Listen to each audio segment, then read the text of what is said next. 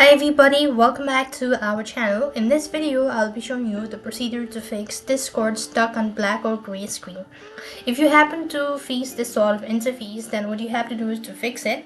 If you're using a browser version, then you will first of all want to completely close Discord. First of all, come to the three dot icon. Click on the three dot icon and go to settings. As you go to settings, what next you want to do is come to privacy and security. Then you want to go to delete browsing data. Make sure to unmark this and click on delete. Make sure to select the time range as well. Once you've actually done it, so you also want to go to advanced and do the same thing. Come to the home page and go to the search bar. And next you want to do is you simply want to right click on the mouse anywhere at the bottom of the screen. Go to task manager. Then here what you want to do is you want to locate Discord, and if you find it, so click on end task. Now restart your PC and see that should be able to help.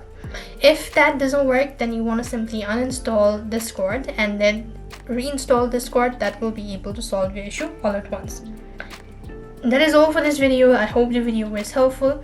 Make sure to like, share and subscribe. Thank you for watching. See you in the next video.